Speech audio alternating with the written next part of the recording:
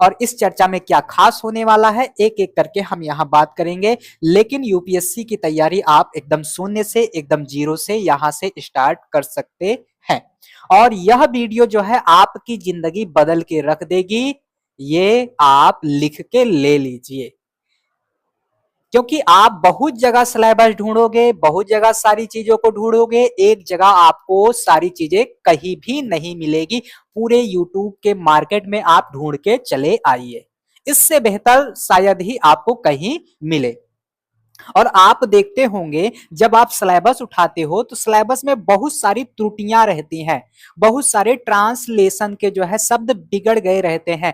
ऐसे में हमने उन्हें सुधारने का प्रयास किया है, उनके जगह पे जो सबसे बेहतर शब्द है उन्हें रखने का प्रयास किया है। तो इसलिए भी यह चर्चा महत्वपूर्ण हो जाती है, क्योंकि सिलेबस को एकदम सरलतम ढंग के साथ साथ जो त्रुटियां भी हैं उनको भी समाप्त कर दिया गया है, और आप आसानी से यहां लिखे सिलेबस को समझ पाओगे।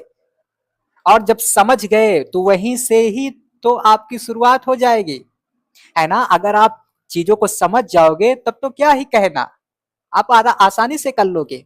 तो आपको अच्छी तरह से पता है कि यूपीएससी में 3 चरण होते हैं, एक होता है प्रीलिम्स, दूसरा होता है मेंस और तीसरा होता है इंटरव्यू।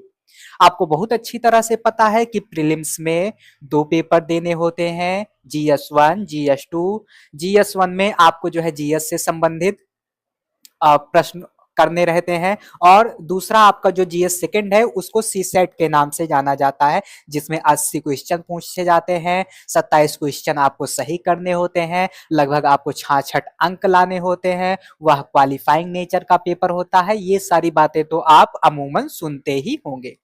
और इंटरव्यू, इंटरव्यू के बारे में आपने शायद ही कभी सुना हो कि कितने घंटे का होता है, कितनी देरी का होता है। तो भैया अमूमन देखा गया है कि 20 से 30 मिनट तक इंटरव्यू चलता है। हालांकि कभी कभी जो है टाइम इससे ज्यादा हो जाता है, जैसे मान लीजिए उनको कोई प्रतिभावान अभ्यर्थी मिल गया जो हर चीज बेहतर तरीके से बता रहा है, तो उनको भी मजा आता है कि भाई इससे और पूछा जाए, इससे और जाना जाए, इससे और सीखा जाए। तो इंटरव्यू आपका जो है 30 मिनट से और ज्यादा भी हो सकता है ना। तो अमूमन आप मान के चलिए कि 20 से 30 मिनट का आपका इंटरव्यू होता है, उसी में आपको 275 अंक प्राप्त करने होते हैं, यानी कि 275 में से कुछ ना कुछ लाने होते हैं। तो ये आप, अगर आपका कोई साथी, भाई, बंधु, मित्र वगैरह तैयारी कर रहा है, करना चाह रहा है, शुरू करना चाह रहा है, तो उसको आप यह वीडियो जरूर भेजिएगा, क्योंकि तैयारी शुरू करने से पहले आप इस वीडियो को जरूर देख लेना। इसमें आपको शुरू से अंत तक A to Z बहुत सारी बातें बताई जाएंगी। क्लियर इतनी बात? आगे बढ़ते हैं। आप देखोगे कि बहुत सारे लोग होते हैं, बहुत ज्यादा मेहनत करते हैं। क्या करते हैं? बहुत ज्यादा मेहनत करते हैं, लेकिन कभी कभी उनके सामने क्या समस्या आ जाती है कि उनको कुछ भी नहीं मिलता, है ना। आपने बहुत सारे लोगों को देखा होगा, बहुत सारा मेहनत करते हैं, दिन रात मेहनत करते हैं, लेकिन जब वो परीक्षा देते हैं तो उनका परिणाम जो है एकदम बेकार आता है।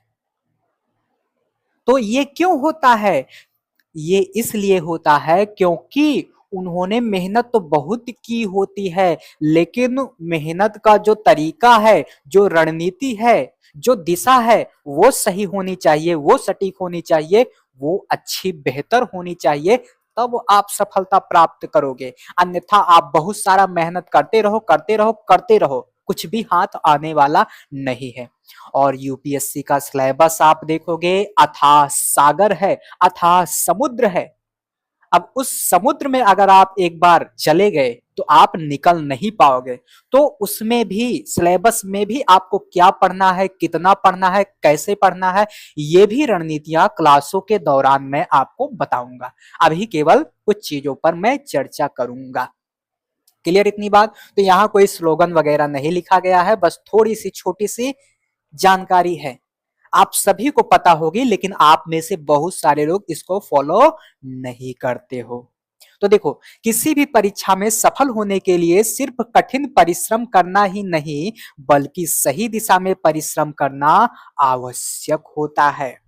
आपने बाहुबली मूवी देखी होगी, है ना? उसमें देखो बाहुबली वगैरह कितना शानदार रणनीति बनाते हैं, कितना शानदार रणनीति बनाते हैं। और वहीं उसकी कालकेय की सेना देखो, है ना? एकदम बर्बर, एकदम जंगली, सभी लोग उससे डर जाते हैं, है ना? और बहुत विशाल, बहुत भारी सेना थी उसकी। लेकिन बाहुबली की देखो रणनीति, देखो रणनीति शानदार थी। जब शानदार थी तो इसने विशाल सेना को भी क्या कर पाई? पराजित कर पाई। महाभारत का ही युद्ध देख लीजिए आप। भगवान वगैरह में मत जाओ, रणनीति पर फोकस करो। किस पर? रणनीति पर फोकस करो कि अगर कोई अगला का रथ फंस गया है तब भी तुम जो है तीर चला दो, तब भी तुम तीर चला दो। ये होती है रणनीति। आप कहो कि मैं शस्त्र नहीं उठाऊंगा और तुरंत उठा लो, ये होती है रणनीति। यही करना है आपको, यही सब आपको करना है। यानी कि आपकी रणनीति सही सटीक होनी चाहिए, तभी आप सफल हो पाओगे। वरना बहुत सारा मेहनत करते रहो, कुछ हाथ नहीं आएगा। बहुत सारा कितना भी मेहनत कर लो, कुछ हाथ नहीं आएगा अगर रणनीति सही नहीं रहेगी तो लिखा गया है, इसको पढ़ लीजिए, स्क्रीनशॉट वगैरह लेना है ले लीजिए और चिपका लीजिएगा, है ना? आज मैं जितनी भी बातें बताऊंगा उसको एक जगह लिख लीजिएगा या कहीं चिपका लीजिएगा। सिलेबस वगैरह लिख के जहां आप पढ़ते हैं वहीं पर चिपका लीजिएगा और रोजाना देखिएगा कि भैया हम ई वाला चीज पढ़ रहे हैं, ई हमारे सिलेबस में है कि ना है, मिलाते रहिएगा। तो देखो आइए भैया जान लेते हैं यूपीएससी के बारे में थोड़ा बहुत। तो यूपीएससी यानी कि संघ लोक सेवा आयोग, यूनियन पब्लिक सर्विस कमीशन, ये निम्नलिखित पदों पर क्या कराता है? परीक्षा आयोजित कराता है। जैसे आईएएस हो गया, पीसीएस हो गया और आईएफएस हो गया, भारतीय प्रशासनिक सेवा, भारतीय पुलिस सेवा और विदेश सेवा, है ना? उसके बाद आप देखोगे ग्रुप ए, ग्रुप बी से संबंधित कई सारी पदों पर क्या करता है? परीक्षाओं का आयोजन कराता है। तो ये वही सारी बातें हैं, एक बार आप अच्छे से देखिए इसको, इसको भी देखिए। देखिए ग्रुप ए, है ना? यहाँ ग्रुप ए से संबंधित बातें हैं, यहाँ ग्रुप बी से संबंधित बातें हैं और उसी को यहाँ जो है इंग्लिश में दे दिया गया है, आप देख सकते हैं, आईएएस, आईपीएस और आईएफएस। अब सवाल यह आता है कि यूपीएससी की परीक्षा में बैठने के लिए क्या योग्यता होनी चाहिए? तो भैया यूपीएससी की परीक्षा में बैठने के लिए स्नातक होना अनिवार्य है। अब स्नातक में आपसे केवल पास मांगा जाता है। आप चाहे 33% से पास रहे, बस पास होना चाहिए, बस कोई परसेंटेज मायने नहीं रखता। क्लियर हो गई इतनी बात? तो यही सारी बातें यहाँ दी गई हैं। इतना बात समझ में आ गया? आगे बढ़ा जाए। आगे एक एक करके सारे डाउट को मैं यहाँ क्लियर करता चलूंगा। और देखिए जैसे ये इंडियन पुलिस सर्विस हो गया। अब इसमें क्या है कि आपसे कुछ शारीरिक योग्यता मांगी जा सकती है ना? पता चला एकदम दुबला पतला आदमी है, एकदम छोटा सा आदमी है, तो उसको पुलिस में थोड़ी ना भेजा जाएगा। भाई थोड़ा हाइट वगैरह होना चाहिए, थोड़ा वजन वगैरह होना चाहिए, है ना? तो कुछ केस में, कुछ पदों के लिए आपसे कुछ विशेष योग्यता वगैरह या विशेष शारीरिक योग्यता आपसे ली जा सकती है, ये आप देख सकते हो। आगे बढ़ो। अब आगे हम इसका पैटर्न समझ लेते हैं, इसका प्रारूप समझ लेते हैं। किसका? अपने पाठ्यक्रम का, अपने सिलेबस का, जिसकी आप तैयारी कर रहे हैं, जिसका आप पेपर देने वाले हैं, उसके बारे में एक बार जान लो।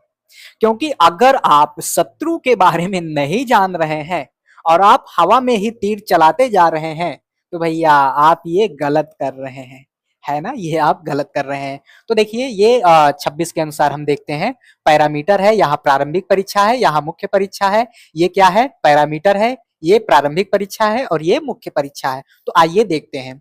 देखिए परीक्षा का माध्यम, आप अंग्रेजी और हिंदी दोनों माध्यमों में परीक्षा दे सकते हो। सुनाई गई, सुन लिए बात। आप हिंदी और इंग्लिश दोनों माध्यमों में पेपर दे सकते हो, आंसर अपने लिख सकते हो, है ना। और केवल जो आपका भाषा वाला पेपर होता है ना, आगे मैं बताऊंगा, आपका एक पेपर होता है भाषा वाला, उन्हें छोड़कर आप अंग्रेजी और हिंदी माध्यम में अपने पेपर को लिख सकते हो, अपने पेपर को दे सकते हो।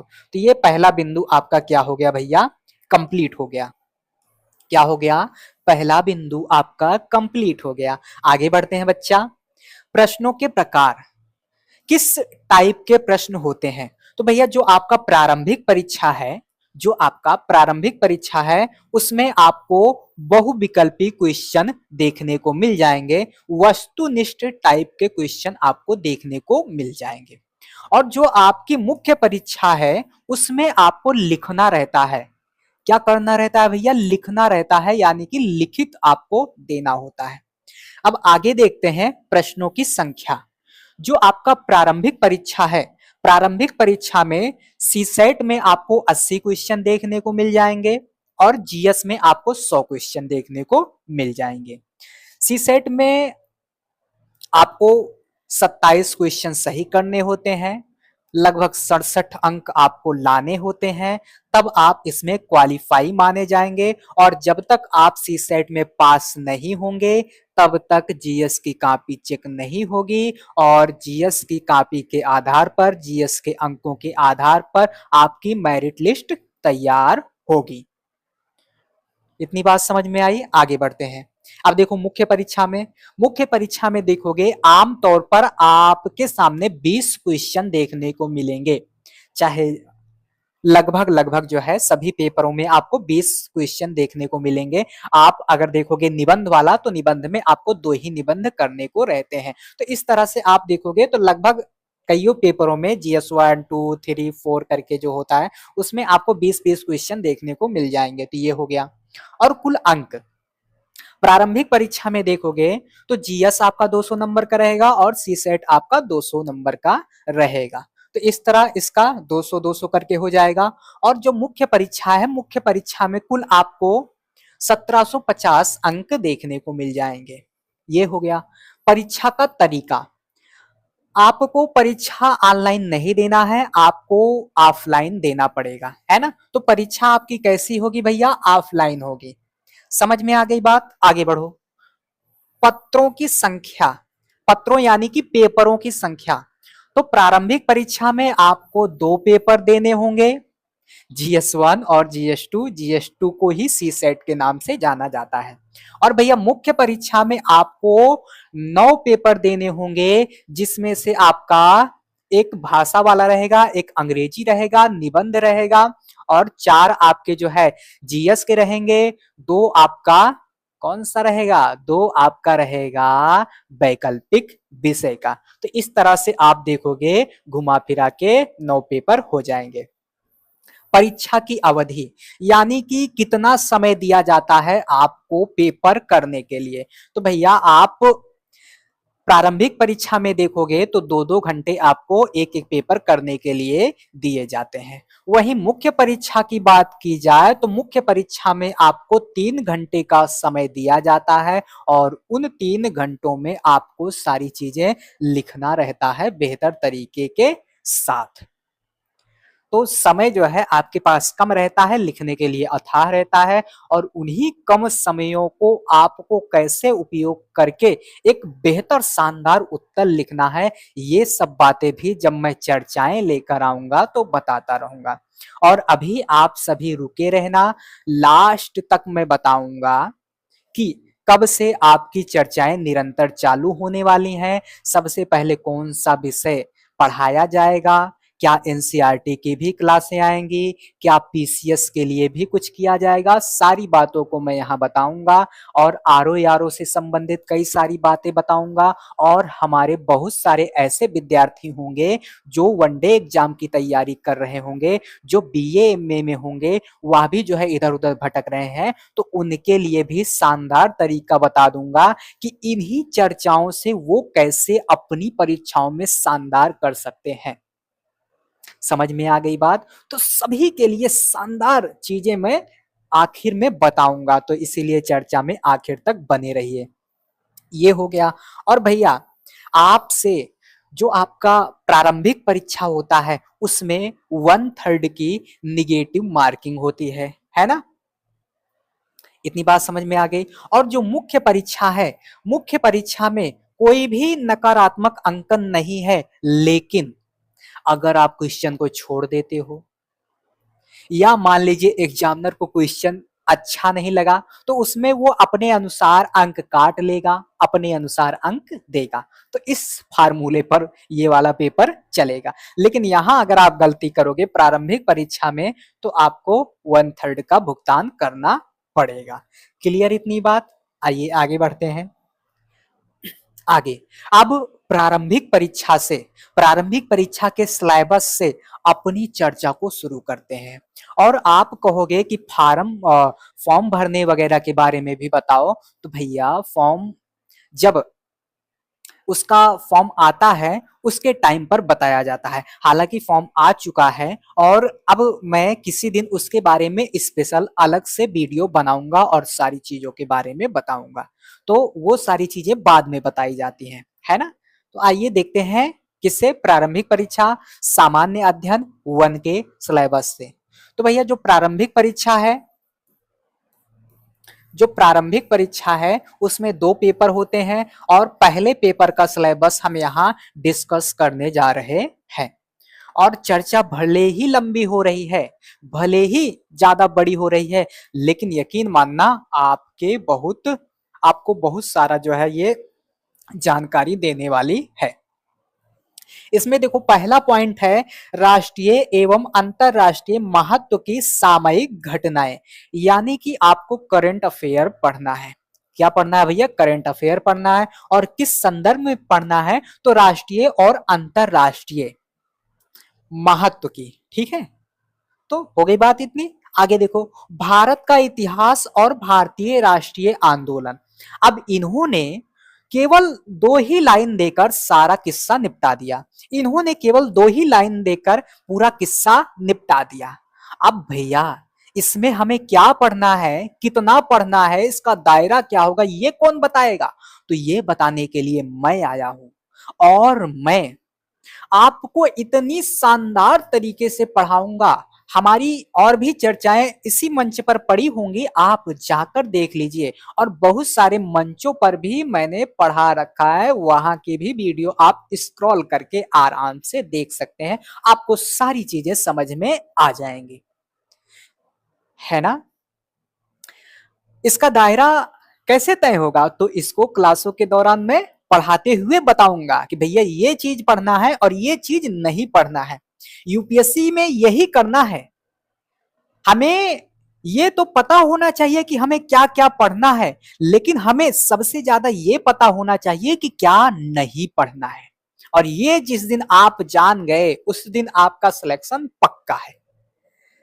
भारत का इतिहास और भारतीय राष्ट्रीय आंदोलन, जैसे इसमें भी आप देखोगे तो प्राचीन इतिहास पूछता है, मध्य इतिहास पूछता है और आधुनिक भारत से इसमें प्रारंभिक परीक्षा में क्वेश्चन पूछता है।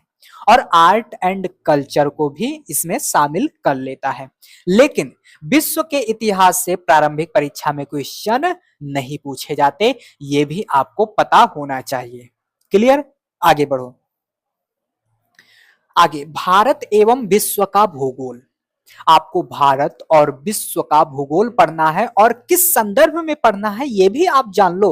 भारत एवं विश्व का प्राकृतिक यानी कि भौतिक, सामाजिक और आर्थिक भूगोल पढ़ना है। आपको भारत और विश्व का भूगोल तो पढ़ना है, लेकिन भैया प्राकृतिक, सामाजिक और आर्थिक संदर्भ में पढ़ना है। क्लियर इतनी बात? आगे बढ़ो। भारतीय राजतंत्र और शासन, इसमें आप देखोगे आपको संविधान पढ़ना है, राजनीतिक प्रणाली पढ़ना है, पंचायती राज पढ़ना है, लोक नीति, अधिकार संबंधी मुद्दे इत्यादि के बारे में पढ़ना है। क्लियर इतनी बात? आगे बढ़ा जाए। आगे देखो, आगे इसमें दिया है आर्थिक और सामाजिक विकास, यानी कि अर्थव्यवस्था भी इसमें पढ़ना है। मैं विषय भी आपको गिना देता हूं भैया। करंट अफेयर हो गया, इतिहास हो गया, भूगोल हो गया और आपका पॉलिटी हो गया यानी कि राज्य व्यवस्था हो गया। इधर आर्थिक और सामाजिक विकास, यानी कि आपका अर्थव्यवस्था इधर हो गया। तो इसमें आपको सतत विकास, गरीबी, समावेशन, जनसांख्यिकी, सामाजिक क्षेत्र में की गई पहलें, सामाजिक क्षेत्र में जो नए नए पहल हो रही हैं, नई नई पहलें हो रही हैं, उनको भी यहाँ क्या करना है, आपको प्रारंभिक परीक्षा के अंतर्गत पढ़ना है। आगे देखो, छठे नंबर पे आपको पर्यावरण और पारिस्थितिकी पढ़ के आना है। इसमें भी आप देखोगे जैव विविधता आपको पढ़ना है, जलवायु परिवर्तन संबंधी बहुत सारे मुद्दों को आपको पढ़ना है, और इसके लिए आपको विषयगत विशेषज्ञता की आवश्यकता नहीं है। आप इसमें देखोगे तो इसका बहुत सारा बड़ा दायरा है, विशाल सिलेबस है, लेकिन आपको जो है उसकी विशेषज्ञता यहां नहीं पूछी जाएगी, नहीं आकी जाएगी, ये भी आप जानते रहो। इतनी बात समझ में आ गई। और आप देखोगे सामान्य विज्ञान, सामान्य विज्ञान में आपको साइंस एंड टेक्नोलॉजी से जोड़कर क्वेश्चन पूछे जाते हैं, नहीं तो आप क्या करने लगते हो, आप जीव विज्ञान, भौतिक विज्ञान और रसायन विज्ञान पढ़ने लगते हो। तो भैया ये सारा कुछ अगर आप पढ़ रहे हो तो आप पढ़ना बंद कर दो, क्योंकि रेयर केस में वहां से क्वेश्चन पूछा जाता है। आमतौर जितने भी क्वेश्चन पूछे जा रहे हैं वो विज्ञान और प्रौद्योगिकी यानी कि साइंस एंड टेक्नोलॉजी से पूछे जा रहे हैं। तो ये भी आपको पता होना चाहिए, नहीं तो पूरा का पूरा विज्ञान ही उठा लो, पूरा का पूरा विज्ञान ही पढ़ने लगो, तो ऐसा बिल्कुल भी नहीं करना है। समझ में आ गई बात? आगे बढ़ते हैं। तो ये रहा आपका प्रारंभिक परीक्षा, प्रारंभिक परीक्षा GS1 का सिलेबस। अब आगे बढ़ते हैं और देखते हैं प्रारंभिक परीक्षा GS2 सामान्य अध्ययन 2, जिसका नाम है सीसेट। सीसेट में हमें क्या पढ़ना होता है, तो सीसेट में हमें बोध गम्यता के बारे में पढ़ना होता है, और फिर उसके बाद संचार कौशल सहित अंतर व्यक्तित्व कौशल, और फिर उसके बाद तार्किक कौशल एवं विश्लेषणात्मक क्षमता, निर्णय लेना और समस्या समाधान, सामान्य मानसिक योग्यता के बारे में पढ़ना होता है, आधारभूत संख्यान जिसमें आपको संख्याएं और उनका संबंध, विस्तार क्रम आदि, 10वीं कक्षा स्तर का। देखो इन्होंने भाई साहब ने लिख तो भले रखा है कि भैया हम 10वीं लेवल का ही पूछेंगे, लेकिन आप सीसेट का पेपर उठा के देखोगे तो भैया आपके पसीने छूट जाएंगे। यहां तक कि जिन्होंने पेपर बनाया है उनके लिए भी हल करना मुश्किल हो जाएगा। दायरा सीसेट का इतना कठिन होता जा रहा है ना, और बाकी बहुत सारी चीजें हैं। तो इसमें आपको मैथ पढ़ना है, रीजनिंग पढ़ना है, और आपको कॉम्प्रिहेंशन पढ़ना है, जिसमें से मैथ और रीजनिंग मैं नहीं पढ़ाऊंगा, लेकिन हाँ कॉम्प्रिहेंशन के बहुत सारी बातें मैं आपको बता दूंगा, जितने मात्र से ही आपका कल्याण हो जाएगा। केवल उसी उतने से कॉम्प्रिहेंशन का कोई भी कहीं से भी सवाल बन जाए आप आसानी से कर ले जाओगे। इतनी शानदार रणनीति, इतना शानदार तरीका मैं आपको बता ले जाऊंगा। और हाँ, अगर जरूरत पड़ी तो रीजनिंग के बहुत सारे पार्ट मैं आपके लिए लेकर उपस्थित होऊंगा, इसके लिए भी आप निश्चिंत रहिए। लेकिन अगर हमें कोई टीचर मिल जाते हैं तो उनको ही लगा दिया जाएगा कि बाबू आप ही पढ़ा डालो, हमारा जो है पीछा छोड़ दो, है ना। तो ये हो गया भाई। आगे देखते हैं मेंस, मुख्य परीक्षा। मुख्य परीक्षा में आप देखोगे सबसे पहले यहां दिया है पेपर का नाम, फिर समय अवधि और कुल अंक। तो भैया पेपर ए जो है उसका नाम है अनिवार्य भारतीय भाषा का पेपर। जो अनिवार्य भारतीय भाषा का पेपर है उसमें आपको समय 3 घंटे, यानी कि समय जो है 3 घंटे सब में आपको दिए जाएंगे।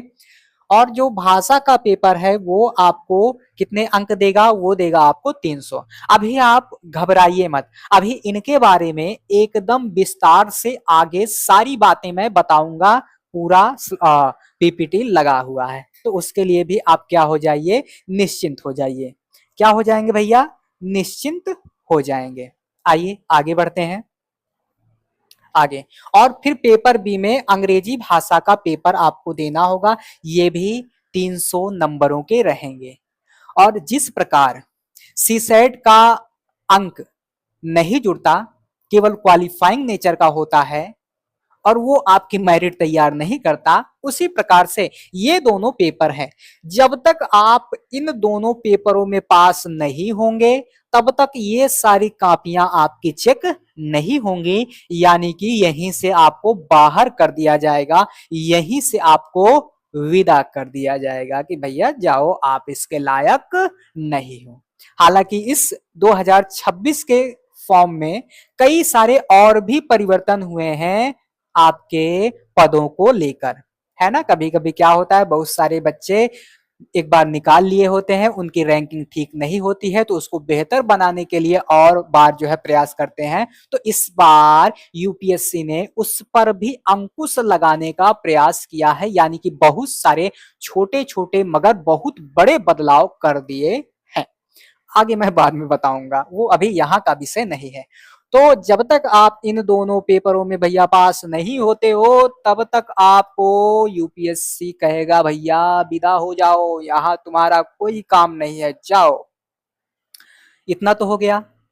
तो इसमें आपको क्या करना पड़ेगा भैया, पास होना पड़ेगा। ये भी क्वालिफाइंग है, अनिवार्य है, ये भी क्वालिफाइंग है और अनिवार्य है। इसमें आपको जो है कई सारी भाषाएं हैं, उसमें से एक आध भाषा चुनकर उसका पेपर देना होता है। अमूमन बहुत सारे विद्यार्थी हिंदी का चयन करते हैं। ये हो गया। और फिर उसके बाद आपका पेपर नंबर 1 हो जाएगा निबंध, जिसमें आपको 3 घंटे का समय दिया जाएगा और 250 अंकों का।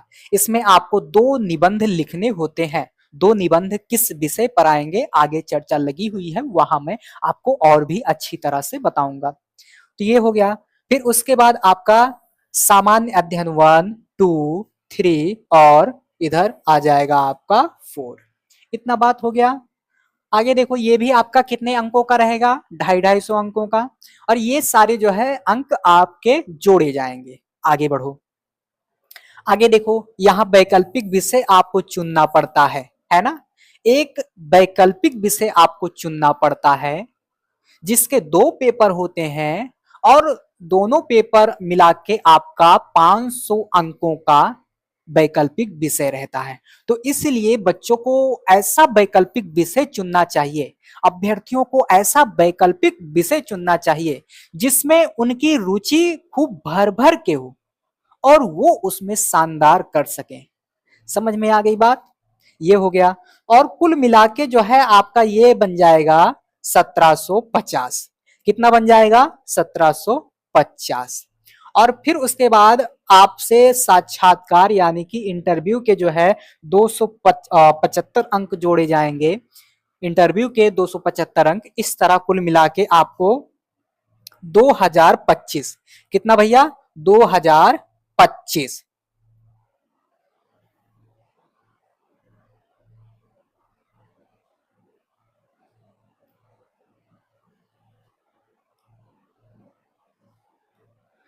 इस तरह से आप देखोगे तो इन्हीं का अंक अभी जोड़ा गया है। इस तरह से जो ये 2025 अंक है, इसी 2025 अंकों में जो बेहतर कर ले जाएगा, जो अच्छा अंक लाएगा, उसी के आधार पे इनको जितना चुनना होता है उतना चुन लेंगे और वही जो है आईएसपीसीएस ग्रुप ए, ग्रुप बी वगैरह वगैरह उसमें आ जाएंगे, पोस्ट पा जाएंगे। समझ में आ गई बात। तो आपको इसी में से जितना ज्यादा से ज्यादा ला सकते हैं आप उतना ज्यादा से ज्यादा लाने का प्रयास करेंगे।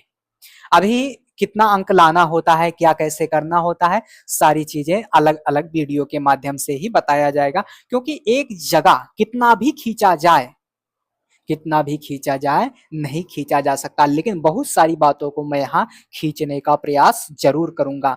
और हाँ, अगर इसके बाद भी किसी का कोई भी डाउट रह जाता है तो आपके लिए कमेंट बॉक्स खुला हुआ है, वहां आप कमेंट कर सकते हैं। ठीक है, इतनी सुविधा आपको दे दी गई है, उसका आप उपयोग कीजिए। आगे बढ़िए। यूपीएससी मेंस का पाठ्यक्रम, आइए भैया मेंस का क्या क्या पाठ्यक्रम है उसको जान लेते हैं। तो मेंस में सबसे पहले हम भारतीय भाषाओं और अंग्रेजी पेपर के बारे में बात करेंगे। तो भारतीय भाषा और अंग्रेजी के पेपर में आपको दिए गए अनुच्छेदों यानी कि गद्यांशों की समझ रखनी होगी, सारांश आपको लिखना होगा, है ना। प्रयोग और शब्दावली यानी कि शब्दावलियों वगैरह का प्रयोग करना होगा। लघु निबंध वगैरह आपको देखना होगा। और फिर उसके बाद अंग्रेजी से भारतीय भाषा तथा भारतीय भाषा से अंग्रेजी में आपको अनुवाद वगैरह करना रहता है। अगर किसी दिन समय मिला तो मैं जो है इसको पढ़ा दूंगा, 10-12 क्लास दे दूंगा, उसी में हो जाएगा। ठीक है, तो इसे मैं निपटा दूंगा, तो इसके लिए आप निश्चिंत रहिए। आगे बढ़िए। आगे अब भारतीय भाषा और अनिवार्य क्वालिफाइंग पेपर के बारे में दो बातें कही जा रही है ना। इसके बारे में यहाँ पर दो बातें कही जा रही हैं, वो बातें क्या है तो आइए देखते हैं। भारतीय भाषाओं और अंग्रेजी के प्रश्न पत्र मैट्रिक स्तर या समकक्ष स्तर के होंगे। यानी कि जो आपका ये भारतीय भाषा वाला पेपर है और अंग्रेजी का जो पेपर है अनिवार्य वाला, ये आपका कक्षा 10वीं के स्तर का रहेगा, क्लास 10th लेवल का रहेगा। अच्छा भैया, इतनी बात समझ गए। आगे देखो, केवल योग्यता निर्धारण के लिए होंगे, यानी कि यह केवल आपका योग्यता आंकेंगे। इसका आपके जो मेरिट लिस्ट बनती है उसमें कोई भी योगदान नहीं रहेगा, लेकिन अगर आप इसमें पास नहीं है भैया तो आपको निकाल देगा। इन प्रश्न पत्रों में प्राप्त अंकों को रैंकिंग में शामिल नहीं किया जाएगा, लेकिन इसमें आपको 33% अंक लाने होंगे, है ना।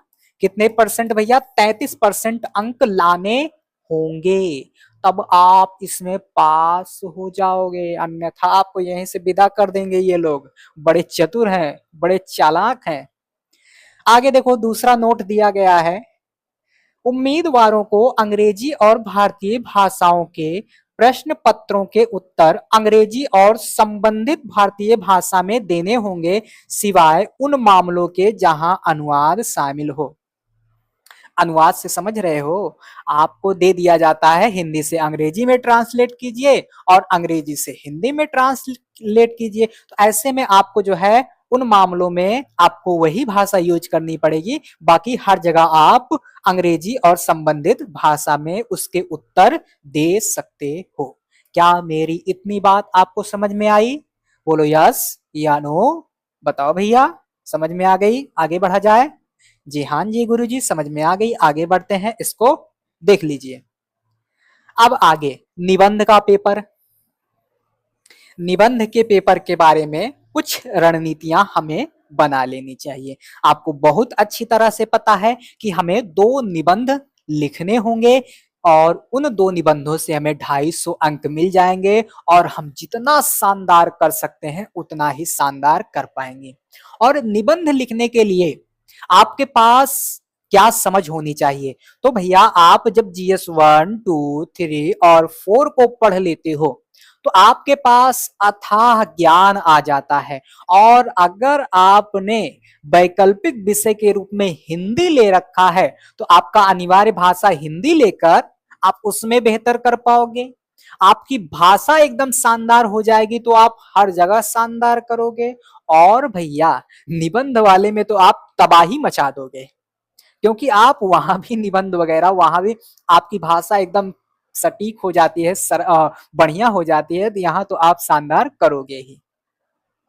तो ये होता है हिंदी लेने का वैकल्पिक विषय के रूप में फायदा। समझ में आ गई बात? तो आइए देखते हैं भैया। देखिए, उम्मीदवारों को अनेक विषय कौन कौन सा है? समाज हो गया, शासन हो गया, अर्थव्यवस्था हो गया, दर्शन हो गया, पर्यावरण हो गया और समकालीन मुद्दों से संबंधित विषयों पर क्या लिखना होता है? 2 निबंध। क्या लिखना होता है? 2 निबंध। अब देखो भैया, आपने अगर इतिहास पढ़ा होगा, आपने अगर समाज पढ़ा होगा तो आपको इसकी अच्छी ज्ञान हो जाएगी। संविधान पढ़ा है तो शासन के बारे में ज्ञान हो जाएगा। अर्थव्यवस्था पढ़ा है तो इसका ज्ञान हो जाएगा। दर्शन, यानी कि अगर आप जब तक GS नहीं पढ़ेंगे, जब तक GS का ज्ञान नहीं ले लेंगे, तब तक आप निबंध ना लिखिए, मत लिखिए। इसीलिए आप देखते हो, जब हम लोग कोर्स को डिजाइन करते हैं तो सबसे पहले इतिहास पढ़ाते हैं। इतिहास क्यों पढ़ाते हैं? क्योंकि इतिहास सभी विषयों की माता या सभी विषयों की पिता के रूप में हम उसको परिभाषित कर सकते हैं, क्योंकि बिना इतिहास के लगभग बहुत कुछ संभव ही नहीं है। आप भूगोल पढ़ोगे तब भी उसका इतिहास जानना होगा, विज्ञान पढ़ोगे उसका इतिहास जानना होगा, है ना? और भी तमाम चीजों को आप पढ़ोगे तो उसका इतिहास जानना होगा। तो इसीलिए इतिहास को सभी विषयों की माता और पिता के रूप में परिभाषित करके हम जो है उसको पढ़ते हैं। और फिर उसके बाद अगले क्रम में आप देखोगे पॉलिटी या आपको भूगोल पढ़ाया जाता है ना? और फिर जब आप इन दोनों को पढ़ लेते हो तब आपको क्या पढ़ाया जाता है? अर्थव्यवस्था पढ़ाया जाता है, क्योंकि आप इतिहास को समझ लिए, आप पॉलिटी को समझ लिए और आप भूगोल को समझ लिए। अब फिर आपको क्या हुआ कि अर्थव्यवस्था पढ़ने में बहुत सारा आसानी होगा, क्योंकि बहुत सारे मुद्दे आप इतिहास, भूगोल और पॉलिटी में देख चुके रहेंगे। किसका? अर्थव्यवस्था का। तो आपको आसानी होगा। और जब इतना पढ़ा दिया जाता है तो आपसे जो है क्या पढ़वाया जाता है? आपको साइंस एंड टेक्नोलॉजी, पर्यावरण और पारिस्थितिकी, ये सारे विषय पढ़ाए जाते हैं। तो इस तरह से कोर्स को डिजाइन किया जाता है। और आप देखोगे लगभग समाज जो है और निबंध जो है इसको एकदम लास्ट में पढ़ाया जाता है, क्योंकि आप इन जीएस के तमाम विषय बिंदुओं को पढ़े रहेंगे, तब आप निबंध लिखेंगे तो और भी शानदार लिखेंगे। तो इसीलिए जब हम लोग कोर्स डिजाइन करते हैं तो निबंध वगैरह को लास्ट में पढ़ाते हैं, लास्ट में बताते हैं, क्योंकि तब तक आपके पास बहुत सारा ज्ञान आ जाता है और आप शानदार करते हैं। ये हो गया। विषयों पर 2 निबंध लिखने होते हैं, जिसमें वे अपने विचारों को सुव्यवस्थित ढंग से प्रस्तुत करें और संक्षिप्त रूप से लिखें। यानी कि आपकी भाषा वगैरह शानदार होनी चाहिए और एकदम संक्षिप्त वे में एकदम अच्छे से शानदार निबंध लिख के दे दीजिए। और अगर एग्जामिनर को मजा आ गया तो वो अच्छा अंक देगा और आपकी सफलता और बेहतर ढंग से सुनिश्चित होने लायक रहेगी। आगे बढ़ते हैं। अब देखिए आपका पेपर नंबर 2 हो जाएगा। ये आपने देखा पेपर नंबर 1 हो जाएगा और ये पेपर नंबर 2 हो जाएगा भाषा के अलावा। और ये जो पेपर नंबर 2 है, प्रश्न पत्र नंबर जो 2 है, वो सामान्य अध्ययन 1 के नाम से जाना जाता है, सामान्य अध्ययन 1 के नाम से जाना जाता है, जिसमें आपको भारतीय विरासत और संस्कृति यानी कि आर्ट एंड कल्चर, कला एवं संस्कृति पढ़ना होता है। और आपको विश्व का इतिहास पढ़ना होता है। अब आपको पता चल गया होगा कि विश्व का इतिहास केवल कहां पूछा जाता है? मेंस में पूछा जाता है। आर्ट एंड कल्चर प्री और मेन दोनों में पूछा जाता है। इतनी बात क्लियर हो गई। फिर आपका दिया गया है भूगोल। भूगोल में आपको 2 ही भूगोल पढ़ने होते हैं, एक होता है भौतिक और एक होता है मानव, है ना? भौतिक और मानव। और इसी को हम 2 संदर्भों में पढ़ते हैं। कौन कौन से भैया? एक वैश्विक संदर्भ में और एक भारत के संदर्भ में, है ना? तो इसलिए ये बन जाता है भारत का भूगोल और विश्व का भूगोल। क्लियर इतनी बात? तो भूगोल आपके प्रारंभिक परीक्षा और मुख्य परीक्षा दोनों में पूछा जाता है। वहीं बात कर ले अगर समाज की, तो भैया समाज आपका केवल और केवल मेंस में पूछा जाता है, केवल और केवल मेंस में पूछा जाता है। ये सारी बातें आपको शायद ही कोई जल्दी से बताए। अमूमन यूट्यूब की चर्चाओं में ये सारी बातें आपको कहीं ढूंढने पर भी नहीं मिलेंगी, है ना? तो ये हो गया। आगे देखो, आगे अब इसका सिलेबस हम लोग डिस्कस कर लेते हैं कि इसमें हमें पढ़ना क्या क्या है।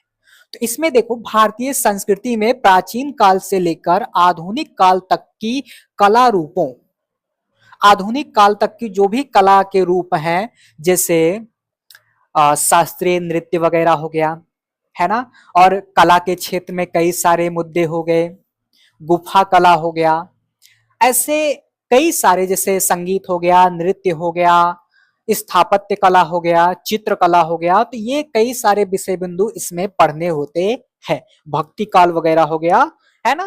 तो बहुत सारे मुद्दे इसमें क्या करने होते हैं भैया? पढ़ने होते हैं। इतनी बात क्लियर हो गई? यही देखो, ये बताया तो गया है यहाँ, है ना? आपका कला हो गया, साहित्य हो गया और वास्तुकला के प्रमुख पहलुओं को शामिल किया जाएगा, यानी कि इतना आपको पढ़ना होगा। क्लियर?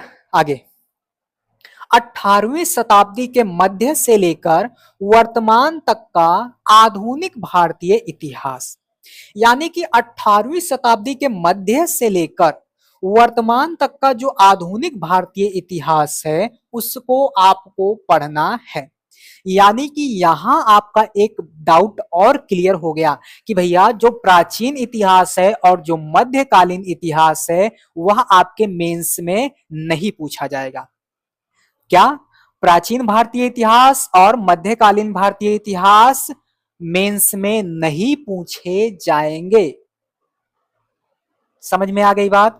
और मेंस में क्या पूछा जाएगा? सिर्फ आधुनिक भारतीय इतिहास और कला और संस्कृति और विश्व का इतिहास। समझ में आ गई इतनी बात? तो इसमें आपको महत्वपूर्ण घटनाएं, व्यक्तित्व और कुछ मुद्दे पढ़ने होंगे। तो ये 2 यूनिट आपका क्लियर हो गया। आगे देखो, तीसरी यूनिट में लिखा गया है स्वतंत्रता संग्राम। स्वतंत्रता संग्राम के अंतर्गत आपको देखने को मिलेगा, इसके क्या है भैया, विभिन्न चरणों के बारे में आपको जानना है। यहां मैं एक एक बिंदु को हाईलाइट करते चलूंगा, एक एक बिंदु पर क्या करूंगा, फोकस करते करवाते चलूंगा। केवल अगर आप इसी को मेरे से ना पढ़ के अपने आप से ही सर्च कर करके किसी की भी वीडियो चाहे जिसकी भी अच्छी लगे उनसे पढ़ लेंगे तब भी आपका कल्याण हो जाएगा। लेकिन मैं सिलेबस को एकदम बेहतरी से, एकदम बारीकी से आपको समझा दे रहा हूं, है ना। देश के विभिन्न हिस्सों से इसमें योगदान देने वाले महत्वपूर्ण व्यक्ति और उनका योगदान, यानी कि स्वतंत्रता संग्राम में किन किन व्यक्तियों ने योगदान दिया उसके बारे में आपसे पूछा जाएगा। समझ में आई बात कुछ? चौथा पॉइंट देखो, स्वतंत्रता के बाद देश के भीतर एकीकरण, यानी कि मेंस में आपसे आजादी के बाद का भारत भी पूछेगा। क्या भैया? आजादी के बाद का भी भारत आपसे मेंस में पूछेगा। तो आपको एकीकरण और पुनर्गठन पढ़ना होगा। कब का भैया? आजादी के बाद का, स्वतंत्रता के बाद का। क्लियर? और विश्व के इतिहास में आपको 18वीं शताब्दी की घटनाएं जैसे औद्योगिक क्रांति हो गया, विश्व युद्ध हो गया, राष्ट्रीय सीमाओं का पुनर्निर्धारण हो गया, उपनिवेशवाद और इसकी समाप्ति, साम्यवाद, पूंजीवाद, समाजवाद तथा राजनीतिक विचारधाराएं एवं उनके स्वरूप, समाज पर उनका प्रभाव, इतनी सारी बातें आपको विश्व इतिहास के अंतर्गत पूछेगा। लेकिन इसमें भी आप इनके सिलेबस में भी देखोगे बहुत सारी बातें जो है छुपी हुई हैं जिनको निकालना पड़ेगा। तो ये सब छुपी हुई बातें कब निकलेंगी? जब मैं आपको चर्चाएं कराऊंगा स्पेशल तरीके से। कैसे? जैसे यहां आप देखोगे, यहां फ्रांस की क्रांति वगैरह को भी पढ़ना पड़ता है मेंस के अंतर्गत, लेकिन इन्होंने मेंशन नहीं किया है। नेपोलियन का उदय वगैरह, वियना कांग्रेस वगैरह को भी आपको पढ़ना पड़ेगा, लेकिन इन्होंने मेंशन नहीं किया है ना। यानी कि बैकग्राउंड आपको थोड़ा पीछे का भी बनाना पड़ेगा, लेकिन इन्होंने यहां मेंशन नहीं किया है। तो बहुत सारी बातें छिपी हुई भी होती हैं जिनको चर्चाओं के दौरान मैं एक एक करके उजागर भी करता चलूंगा। तो ये भी आप नोट कर लीजिए, लिख लीजिए और कहीं ना कहीं चिपका डालिए, है ना। जहां आप पढ़ते हैं टेबल के सामने सिलेबस पूरी तरह से लिखकर चिपका लीजिए। क्लियर? आगे देखो, भारतीय समाज की प्रमुख विशेषताएं। अब भारतीय समाज की प्रमुख विशेषताएं कौन कौन सी हैं उनके बारे में आपको बताना है। और देखो भैया, अगर आपने इतिहास पढ़ा है तो इतिहास में आपने देखा होगा कि जब आपका सिंधु घाटी सभ्यता नहीं आया था उसके पहले आप देखोगे तो मानव का जीवन कैसे था, उनका परिवेश कैसा था, जीवन शैली, रहन सहन इत्यादि कैसा था। फिर सिंधु घाटी सभ्यता में देखोगे तो उनका समाज, उनका जीवन, रहन सहन कैसा था। वैदिक काल में देखोगे उस काल का समाज कैसा था। फिर आप इधर 6ठी शताब्दी ईसा पूर्व में देखोगे तो उनका समाज कैसा था। यही बीच में सिंधु सभ्यता के पहले, सिंधु घाटी के पहले और वैदिक काल के शायद बाद आप देखोगे बीच में ताम्रपाषाण ये एरा चलता है, ताम्रपाषाण युग चलता है, तो उसमें भी आप देखोगे तो उसका समाज कैसा था। इधर फिर आ जाओगे मौर्य, मौर्योत्तर, गुप्त, गुप्तोत्तर, पूर्व मध्य काल, और इधर आप आ जाओगे मध्य काल में फिर दिल्ली सल्तनत, और फिर उसके बाद इधर मुगल एरा, और उसके बाद फिर आधुनिक भारत। यहाँ का समाज कैसे था, कैसा था, है ना। तो आप देखोगे इतिहास पढ़ने से ही आपकी बहुत सारी बातें यहाँ सामाजिक विषय बिंदु कंप्लीट हो जाएंगे। और आप करंट में देखोगे तो करंट में भी समाज से जुड़े बहुत सारे विषय बिंदु करंट में हमेशा आते जाते रहते हैं। तो आपको समाज कभी कभी क्या होगा कि अलग से पढ़ने की जरूरत नहीं पड़ेगी, लेकिन अगर जरूरत पड़ी तो मैं आपको अच्छे से पढ़ा दूंगा, है ना। तो ये देखो आपका इतिहास से ही ढेर सारा मुद्दा कंप्लीट हो रहा है, ढेर सारा समाज से संबंधित मुद्दा करंट अफेयर से कंप्लीट हो रहा है। तो आपको इसमें ज्यादा मेहनत करने की जरूरत नहीं है, समाज को बहुत ज्यादा पढ़ने की जरूरत नहीं है, क्योंकि इसके मुद्दे काफी जगह से कंप्लीट हो रहे हैं। क्लियर हो रही है ना बातें। आइए आगे बढ़ते हैं।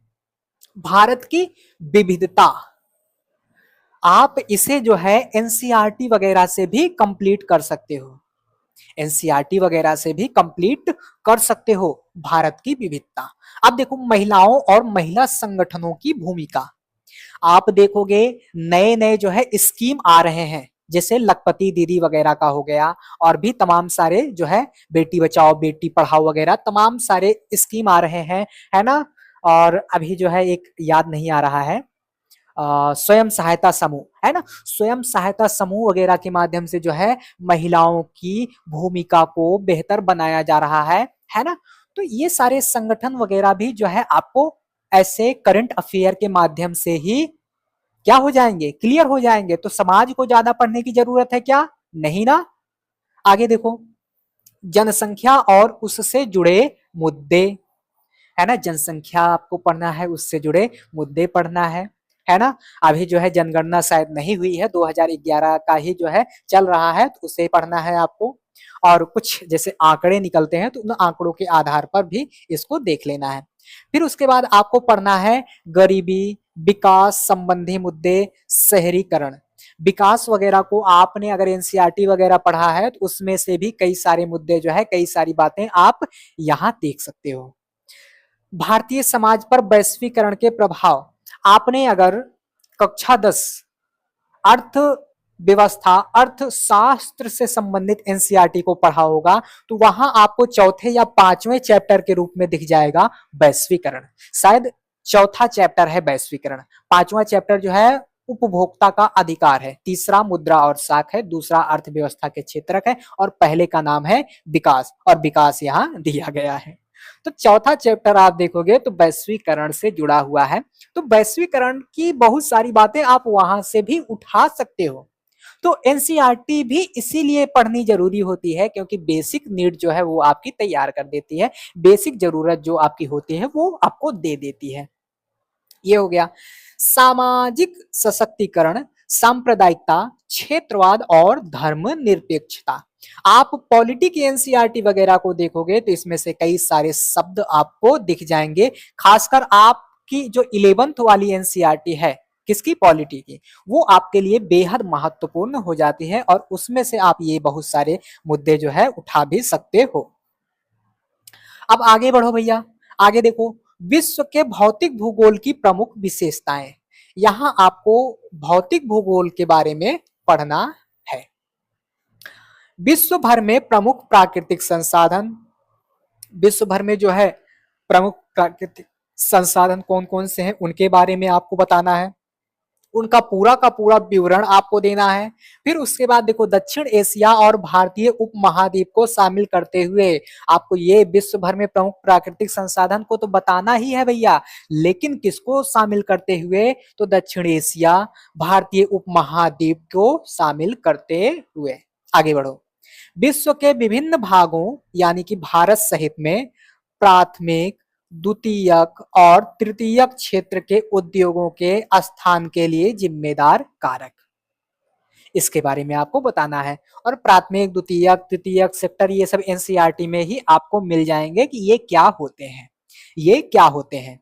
और जब अमूमन कक्षाएं चलती हैं, क्लासें चलती हैं, तो आपको ये सारी जो बेसिक बातें हैं लगभग लगभग स्किप कर दी जाती है, लेकिन वो बातें आपको एनसीईआरटी बताती है। तो इसलिए एनसीईआरटी महत्वपूर्ण हो जाती है, इसलिए एनसीईआरटी जरूरी हो जाती है। समझ में आ गई बात? तो बहुत सारे आपके डाउट मैं क्लियर करते चल रहा हूं कि नहीं? बोलो हाँ। हाँ, आगे देखो, भूकंप आपको पढ़ना है, सुनामी पढ़ना है, ज्वालामुखी गतिविधियों को पढ़ना है, चक्रवात आदि जैसी महत्वपूर्ण भूभौतिकी घटनाओं को पढ़ना है, भौगोलिक विशेषताएं और उनके स्थान में परिवर्तन के बारे में पढ़ना है, भौगोलिक विशेषताओं यानी कि जल निकायों और बर्फ की चोटियों सहित और वनस्पतियों और जीव जगत में परिवर्तन और परिवर्तनों के प्रभावों के बारे में भी आपको क्या करना है?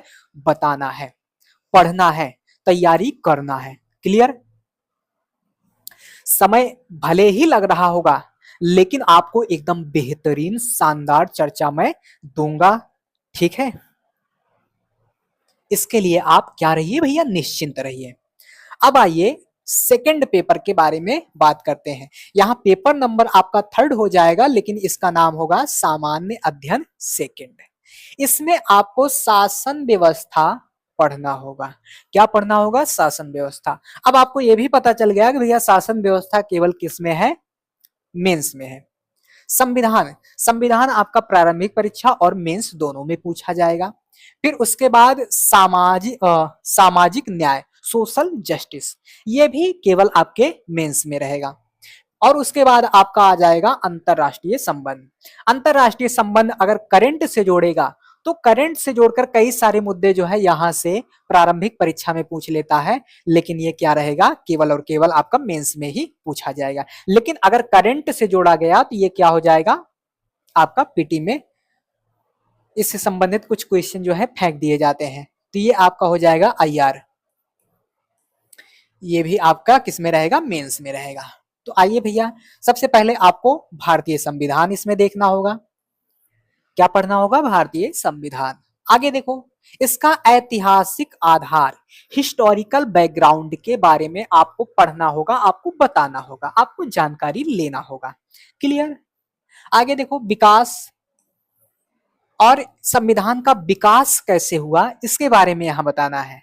नहीं तो विकास आप उसमें अर्थव्यवस्था वाले में चले जाओ, नहीं, उसमें नहीं जाना है। संविधान का विकास आपको बताना है, संविधान की विशेषताएं बताना है, संविधान संशोधन के बारे में आपको बताना है, संविधान में विभिन्न प्रावधान आपको बताना है, और मूल संरचना है ना, मौलिक अधिकार वगैरह, मूल कर्तव्य वगैरह के बारे में बहुत सारी बातें आपको याद करना है, बताना है। क्लियर इतनी बात? है ना? हर शब्द का विकूटन मैं बताते चल रहा हूं, करते चल रहा हूं, बस इन्हीं को आप जाना, यूट्यूब के अन्य प्लेटफॉर्मों पर सर्च करना और इस तरीके से पढ़ाई करना। ये होती है सिलेबस डिस्कशन की मुख्य विशेषताएं और अच्छी रणनीति, सही मार्गदर्शन। इस तरह से आपको सिलेबस जो है डिस्कस करना चाहिए। आगे देखो, संघ और राज्यों के कार्य, संघ और राज्यों के क्या क्या कार्य होते हैं, क्या क्या उनकी जिम्मेदारियां होती हैं, और संघीय संरचनाओं से संबंधित क्या क्या अन्य मुद्दे हो सकते हैं और उनकी चुनौतियां क्या क्या हो सकती हैं, ये भी आपको जानना है। और स्थानीय स्तर पर जो शक्तियों का और वित्त का वितरण होता है, हस्तांतरण होता है, उसकी क्या क्या चुनौतियां होती हैं, ये भी आपको बताना है ना? क्या बताना है? वित्त का जो हस्तांतरण होता है वो कैसे होता है और उसकी क्या क्या चुनौतियां होती हैं, ये भी आपको क्या करना है? बताना है। क्लियर इतनी बात? आगे बढ़ो। आगे है विभिन्न अंगों, विभिन्न अंगों जैसे भैया कार्यपालिका, न्यायपालिका, विधायिका, है ना? कार्यपालिका, न्यायपालिका, विधायिका वगैरह वगैरह वगैरह। विभिन्न अंगों के बीच शक्तियों का पृथक्करण यानी कि शक्तियों का बंटवारा, और इसमें जो विवाद होता है उसका तंत्र क्या है और संस्थान क्या है ना? पृथक्करण, विवाद निवारण तंत्र और कौन कौन से संस्थान होते हैं, इसके बारे में आपको बताना है। आगे देखो, भारतीय संवैधानिक योजना की अन्य देशों के साथ तुलना। भारतीय संवैधानिक योजनाओं की अन्य देशों से तुलना। जो भारतीय संविधान की योजनाएं हैं उनका अन्य देशों से तुलना आपको क्या करना है, पढ़ के जाना है। आगे देखो, संसद और राज्य विधायिका, इसकी आपको क्या बताना है भैया, क्या पढ़ना है, संरचना पढ़ना है, इसमें कार्य पढ़ना है और कार्य का संचालन जो है किस प्रकार से होता है, शक्तियों और विशेषाधिकारों तथा इनसे उत्पन्न होने वाले मुद्दों के बारे में आपको बताना है, किसका, संसद का और राज्य विधायिका का। समझ में आ रही बात। जो संसद है और राज्य विधायिका है उसकी संरचना के बारे में आपको जानना है, कार्य के बारे में जानना है, कार्य के संचालन के बारे में पढ़ना है, शक्ति, विशेषाधिकार और इससे उत्पन्न होने वाले जो मुद्दे हैं उसके बारे में आपको क्या करना है भैया, बताना है। आगे देखो, कार्यपालिका और न्यायपालिका की संरचना। कार्यपालिका और न्यायपालिका की संरचना कैसी होती है उसके बारे में आपको बताना है। संगठन और कार्य प्रणाली के बारे में आपको बताना है। सरकार के मंत्रालय और विभाग, दबाव समूह और औपचारिक अनौपचारिक संगठन तथा शासन प्रणाली में उनकी क्या क्या भूमिका होती है, इसके बारे में आपको क्या करना है, बताना है। क्या करना है, बताना है। क्या इतनी मेरी बात आप सभी को समझ में आ गई? जल्दी जल्दी से बताइएगा, क्या इतनी मेरी बात आप सभी को समझ में आ गई?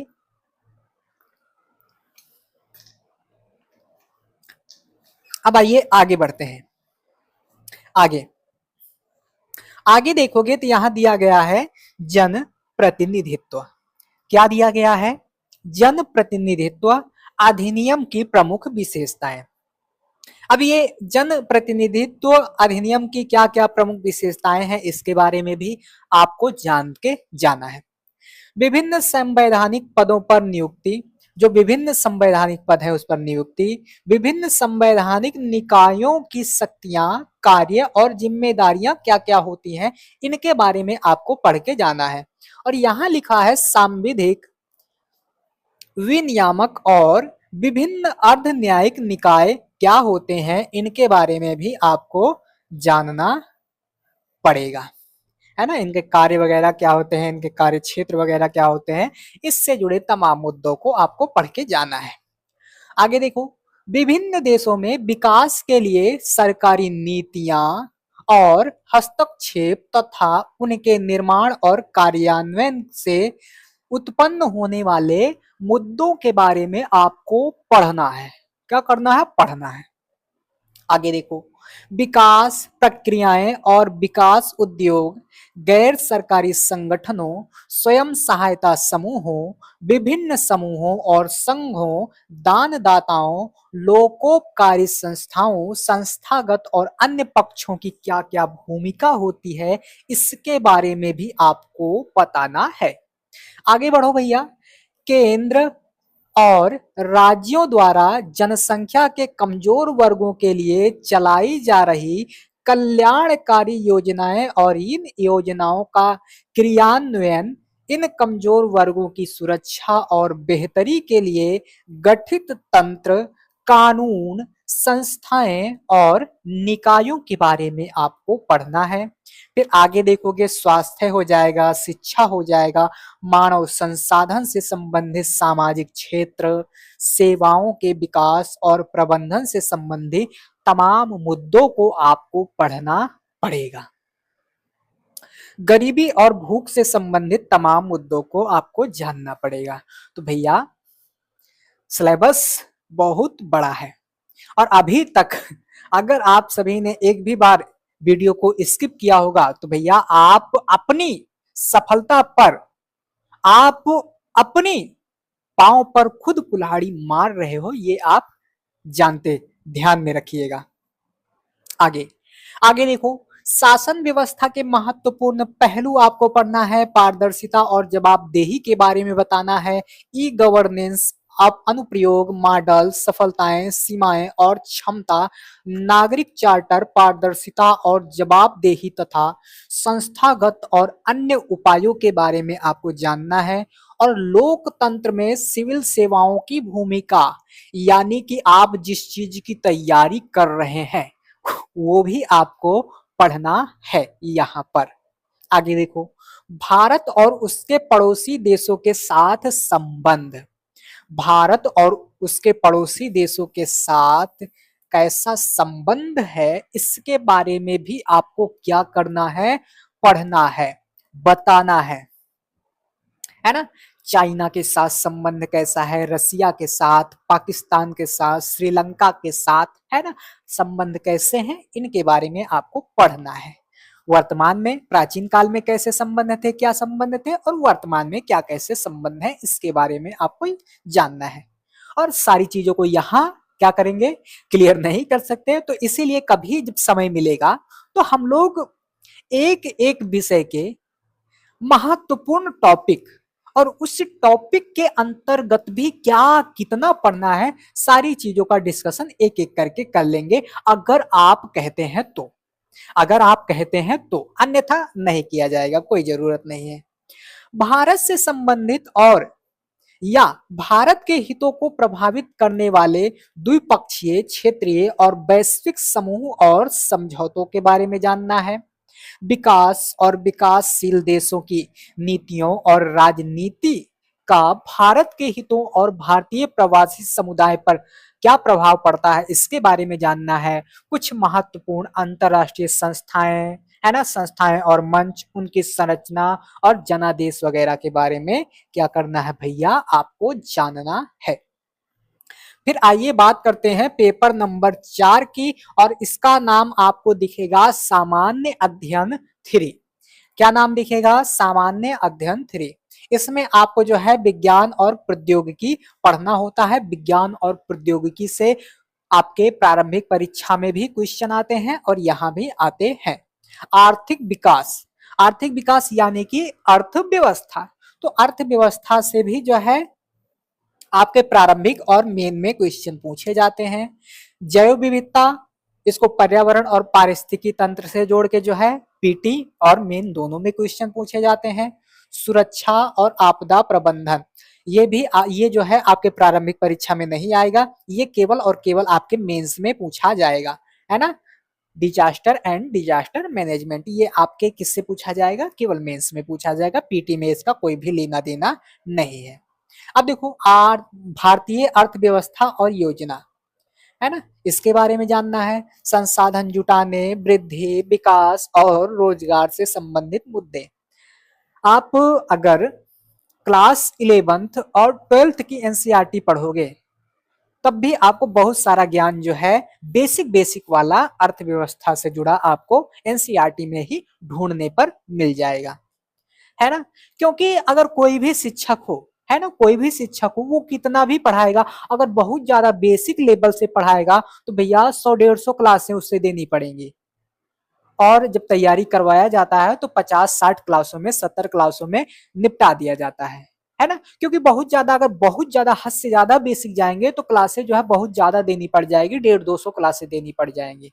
लेकिन टेंशन मत लीजिए, मैं कोशिश करूंगा कि आपको एकदम जीरो से ही पढ़ाऊं। उसके लिए भले ही मुझे 100-150 क्लास से क्यों न देना पड़े, लेकिन मैं जरूर दूंगा और इसी यूट्यूब पर ही दूंगा, है ना।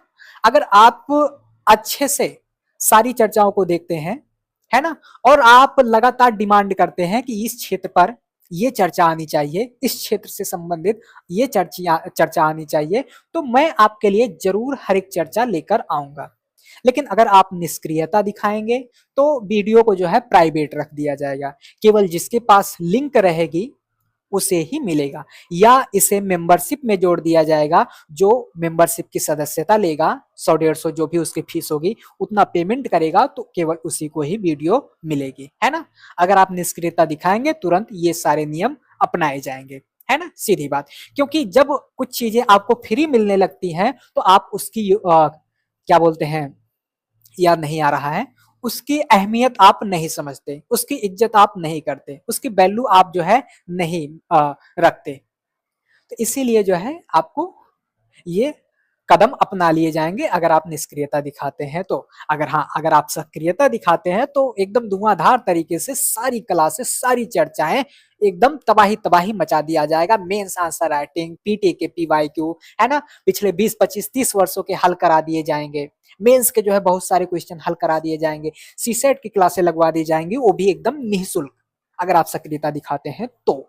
नहीं तो फिर प्राइवेट कर दिया जाएगा, मेंबरशिप में कर दिया जाएगा, फिर आप जाना, है ना। हाँ, आगे बढ़ो। समावेशी विकास और इससे उत्पन्न होने वाले मुद्दों को आपको पढ़ना है। बजट के बारे में पढ़ना है ना। अभी बजट आया हुआ है, किसी दिन समय मिलेगा तो बजट पर भी मैं अच्छे से सारी चीजों को बताऊंगा। देश के विभिन्न भागों में प्रमुख फसलें और फसल पद्धतियां, क्या कह रहा है, देश के विभिन्न भागों में फसलें, फसल की पद्धतियां, विभिन्न प्रकार की सिंचाई, सिंचाई प्रणालियां, कृषि उत्पादों का भंडार, परिवहन, विपणन और उनसे संबंधित मुद्दे, बाधाएं और किसानों की सहायता के लिए ई प्रौद्योगिकी, ये सारी चीजें आपको पढ़ना है। आगे बढ़ो। आगे फिर ये बहुत सारी बातें हैं भैया, प्रत्यक्ष एवं अप्रत्यक्ष कृषि सब्सिडी। अब देखो, यहां मैं चाहता तो भाषा बदल देता, लेकिन अगर दूसरी भाषा रखता तो आपको समझने में थोड़ा कठिनाई हो सकती थी। तो इसीलिए कुछ इंग्लिश के शब्द हैं जो बहुत बार चर्चा में आ गए हैं, उसकी जगह पे अगर दूसरा शब्द रख दो तो पहचानने में या समझने में थोड़ी असहजता हो सकती है। लेकिन सब्सिडी लिख दिया गया तो आपको आसानी से समझ में आ जाएगा। न्यूनतम समर्थन मूल्य से संबंधित मुद्दे, सार्वजनिक वितरण प्रणाली, उद्देश्य, कार्यप्रणाली, सीमाएं, सुधार, बफर स्टॉक और खाद्य सुरक्षा के मुद्दे। अब देखो, इसे आप एनसीईआरटी से उठाओ। सार्वजनिक वितरण प्रणाली, ये भी एनसीईआरटी में मिल जाएगा, है ना। पशुपालन का, अर्थव्यवस्था वगैरह वगैरह तमाम चीजें आपको क्या हो जाएंगी, ढेर सारी चीजें एनसीईआरटी से ही मिल जाएंगी। भारत में खाद्य प्रसंस्करण और संबंधित उद्योग के बारे में आपको बताना है। इसके कार्यक्षेत्र, महत्व, स्थान, ऊपरी और निचली आवश्यकताएं। आपूर्ति श्रृंखला प्रबंधन क्या होता है।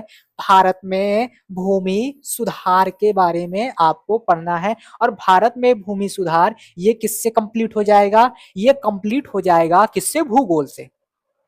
किससे हो जाएगा, भूगोल से। भूगोल में भूमि के बारे में सब कुछ आप पढ़ोगे, बस उसी में सुधार करने की प्रक्रिया यहां पर बता देना है तीसरे पेपर के अंतर्गत। क्लियर। हाँ, अर्थव्यवस्था पर उदारीकरण के प्रभाव, प्रौद्योगिकी नीति में परिवर्तन तथा औद्योगिक विकास पर उसके प्रभाव, है ना। उदारीकरण वगैरह को आप एनसीईआरटी से ही कंप्लीट कर सकते हो।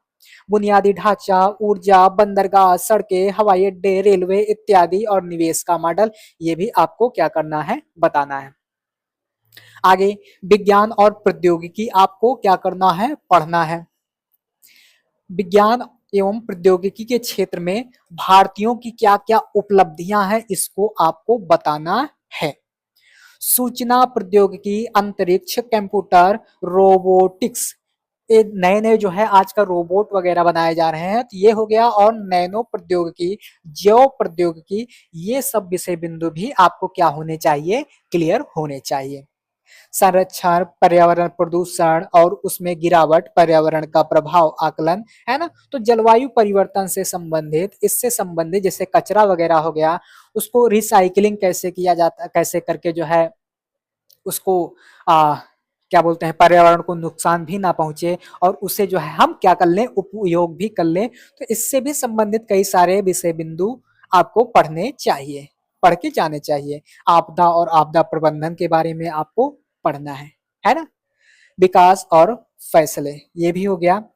तो देखो, थोड़ा सा जल्दी से खींचने का प्रयास करेंगे क्योंकि चर्चा बहुत ज्यादा लंबी हो रही है। आंतरिक सुरक्षा में पढ़ना है ना। संचार नेटवर्क के माध्यम से आंतरिक सुरक्षा को चुनौती किस प्रकार से मिल रही है, इसको देखना है। और ये तमाम सारी और भी बातें हो गई। अब देखिए पेपर संख्या 4, क्या भैया, पेपर संख्या 4, पेपर संख्या 5, जिसे सामान्य अध्ययन 4 पेपर के रूप में देखा जाता है ना। तो ये पेपर संख्या आपका 5 हो जाएगा। इसमें आपको सामान्य अध्ययन पेपर 4 के नाम से ये पेपर आपको दिखेगा। इसमें आपको जो है नीति शास्त्र, सत्यनिष्ठा और अभिरुचि, इसी को कहते हैं एथिक्स। क्या कहते हैं? इथिक्स, एथिक्स, है ना। इसे हम लोग एथिक्स का पेपर कहते हैं। पेपर 4 एथिक्स कहते हैं। इसमें देखो आप, लिखा गया है इस प्रश्न पत्र में उम्मीदवारों के सार्वजनिक जीवन में सत्यनिष्ठा और ईमानदारी से संबंधित मुद्दों के प्रति उनके दृष्टिकोण और समाज से व्यवहार करते समय उनके सामने आने वाले विभिन्न मुद्दों और संघर्षों के समाधान के तरीके का परीक्षण करने के लिए प्रश्न शामिल होंगे। कौन कौन से भैया? उम्मीदवार के सार्वजनिक जीवन में सत्यनिष्ठा, ईमानदारी से संबंधित मुद्दों के प्रति कैसा दृष्टिकोण होना चाहिए, या उस का जो है समाज में वो कैसा व्यवहार करेंगे। जैसे मान लीजिए कोई समस्या आ जाती है आपके सामने, अब उस समस्या पर आप कैसी प्रतिक्रिया देंगे, यही सब बातें, यानी कि केस स्टडी। क्या भैया? केस स्टडी, समस्या समाधान से जुड़े क्या प्रश्न यहां आपको देखने को मिलेंगे। क्लियर इतनी बात? तो इसी का यहाँ क्या दिया गया है, सिलेबस भर भर के दिया गया है। देखिए भैया, ये हो गया। ये आप देख लीजिए, भारत और विश्व के नैतिक विचारकों, दार्शनिकों का योगदान वगैरह वगैरह, आप इसे देखिए, इसका स्क्रीनशॉट लीजिए। ये उसी का ही भाग है। तो ये सारा कुछ आपने स्क्रीनशॉट वगैरह ले लिया होगा। अब कह रहा है उपर्युक्त विषयों पर मामला संबंधी अध्ययन, यानी कि केस स्टडी से संबंधित ये पेपर आपका होने वाला है ना। समझ में आ गई बात? जैसे मान लीजिए कोई घटना घटती है, अब उस पर आपका क्या रिएक्शन होगा, उस पर आप क्या एक्शन करेंगे, इसी से संबंधित ये पेपर होने वाला है। और अमूमन ऐसा सभी विद्यार्थी कहते हैं, ऐसा बहुत सारे लोग कहते हैं कि ये पेपर बड़ा सरल होता है, लेकिन भाई जब पेपर दो तो पता चलता है कि कैसा रहता है। आगे देखो, आगे मैंने कहा था ना कि जो आपका प्रश्न पत्र कैसा रहेगा, छठा, कौन सा, छठा और सातवां, 7 2 9, हाँ, जो छठा और सातवां होता है वो कैसा रहता है, वो वैकल्पिक विषय का रहता है। लगभग आपको देखो 48 विषय बिंदुओं पर वैकल्पिक विषय देखने को मिलेगा, ये दिया गया है। उम्मीदवार साहित्य, मानविकी, विज्ञान और व्यवसायिक जैसे विभिन्न क्षेत्रों से संबंधित 48 विषयों की श्रृंखला में से वैकल्पिक विषय का चयन कर सकते हैं। अमूमन बहुत सारे विद्यार्थी जब अच्छा स्कोर नहीं कर पाते तो वो हिंदी साहित्य वगैरह का चयन करते हैं। और अमूमन आप देखोगे, अगर आप साहित्य का कोई भी विषय लेते हो, जैसे हिंदी हो गया, संस्कृत हो गया, तो इसमें बड़ा ही शानदार आप करते हैं, क्योंकि आप हिंदी में देखोगे अपडेशन की कोई भी जरूरत नहीं है, करंट का कोई भी मुद्दा नहीं है। संस्कृत वगैरह लेते हैं, संस्कृत में जितने भी विद्वान लिख के चले गए हैं वही सारा कुछ है, नया तो कुछ रचा नहीं जा रहा है, नया तो कुछ आ ही नहीं रहा है। तो ऐसे विषय लेते हैं तो इसमें करंट अफेयर वगैरह की जरूरत नहीं पड़ती, अपडेशन की जरूरत नहीं पड़ती। मानविकी, विज्ञान और अन्य जैसे इतिहास ले लेते हैं, भूगोल ले लेते हैं, इकोनॉमी ले लेते हैं, पॉलिटी वगैरह ले लेते हैं, तो इसमें आप देखोगे करंट के बहुत सारे मुद्दे उठते रहते हैं और आपको अपडेट करना पड़ता है। तो ऐसे में क्या करता है कि इसमें आपको दिक्कत हो जाता है ना, ऐसे में आपको बहुत सारा दिक्कत आ जाता है। तो ऐसे में आपको जब वैकल्पिक विषय चुनना होता है तो आप बड़े ही सावधानी से वैकल्पिक विषय चुनिएगा। और वैकल्पिक विषय को किस प्रकार से चुनना है, वैकल्पिक विषय कौन सा रखना है, कैसा रखना है, इसके विषय में मैं किसी दिन स्पेशल एक वीडियो बनाऊंगा, एक लेक्चर लेकर आऊंगा, उसी को आपको देखना है और उसी अनुसार आपको आपकी अगली रणनीति बनानी पड़ेगी, बनानी होगी। क्लियर इतनी बात है ना। तो मैं वैकल्पिक विषय के लिए आपका लेक्चर लेकर आऊंगा, इतनी बात समझ में आ गई। आगे आगे अब जो है, आज शुरुआत हो चुका है, आज आगाज हो चुका है। अब लगातार आपके लिए कुछ ना कुछ इस चैनल पर आता रहेगा, क्योंकि मैंने शुरुआत में भी बताया था कि मैं ऑफलाइन पढ़ा रहा हूं, वहां मेरा कार्यभार लगभग समाप्त होने वाला है, एक आध 2-4 दिन का और बचा हुआ है, फिर मैं एकदम से फ्री हो जाऊंगा, और फ्री हो जाऊंगा तो मैं यूट्यूब पर सारा टाइम दूंगा, क्योंकि मैं नहीं चाहता कि मैं ऑफलाइन भी पढ़ा रहा हूँ, ऑनलाइन भी पढ़ाऊं, है ना। तो ये मेरे से नहीं होगा, होगा ही नहीं।